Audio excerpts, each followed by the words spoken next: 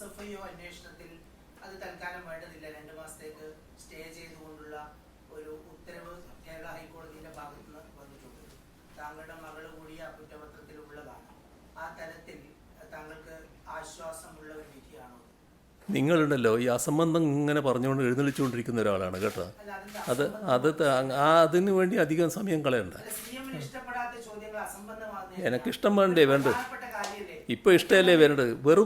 വെറും ഇത്തരമൊരു കാര്യം പറയാൻ വേണ്ടി മാത്രമായിട്ട് അവസരം എടുക്കരുത് കേട്ടോ. അത് അസംബന്ധമായതുകൊണ്ട് തന്നെ അസംബന്ധത്തിന്റെ ശീലക്കാരനാണല്ലോ നിങ്ങൾ. അതുകൊണ്ട് തന്നെ അതെ ആ ശീലം കൊണ്ടൊരു പത്രപ്രവർത്തകനായിട്ടിരിക്കരുതെന്നാണ് ഞാൻ പറയുന്നത്. അത്തരം ഒരു ശീലവും കൊണ്ട് പത്രപ്രവർത്തകനായിട്ടിരിക്കരുത്.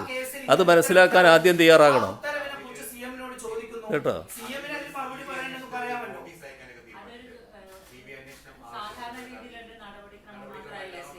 ഏത്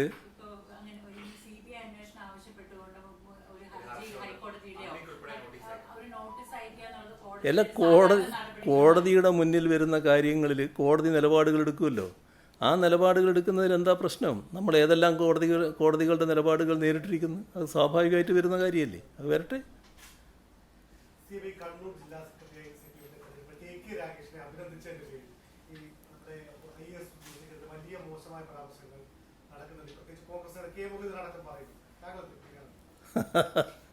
അതല്ലൊരു അങ്ങേയറ്റത്തെ അപക്വമായ മനസ്സുകളുടെ ജൽപ്പനങ്ങളായിട്ട് മാത്രമേ കാണേണ്ടതായിട്ടുള്ളൂ.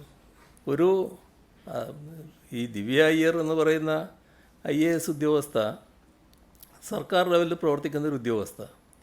അവർ സാധാരണഗതിയിൽ അവർക്ക് തോന്നിയൊരു കാര്യം പരസ്യമായി പ്രതികരിക്കുന്നു. പക്ഷേ ഇവരൊക്കെ കാണുന്നത് എന്താണെന്ന് പറഞ്ഞാൽ അവിടെയാണ് ഈ പുരുഷ മേധാവിത്വത്തിൻ്റെ അങ്ങേയറ്റത്തെ വശം വരുന്നത്.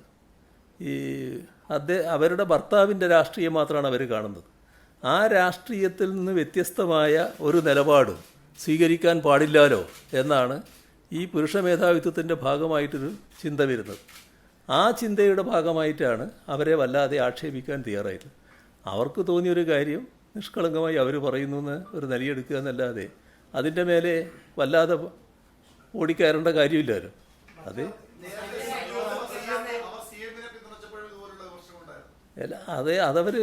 അവർക്ക് തോന്നുന്ന കാര്യങ്ങൾ അവർ പറയുന്നത് എടുത്താൽ പോരെ. അതിനെന്തിനാണ് അവർ ഇങ്ങനെ ചാടിക്കളിക്കേണ്ട കാര്യം? ഈ വശമാണ് കാണുന്നത്. ഈ ഭർത്താവിൻ്റെ രാഷ്ട്രീയത്തിന് വിരുദ്ധമായ നില അവരെടുക്കുന്നു. ഭർത്താവിൻ്റെ രാഷ്ട്രീയത്തിന് വിരുദ്ധമായ നിലയല്ല, അവരുദ്യോഗസ്ഥയാണ്. ആ ഉദ്യോഗസ്ഥ എന്ന നിലക്ക് ഗവൺമെൻറ്റുമായി ബന്ധപ്പെട്ട കാര്യങ്ങളിൽ അവർക്കുള്ള അഭിപ്രായം അവർ പറയുന്നു എന്ന് കണ്ടാൽ മതി.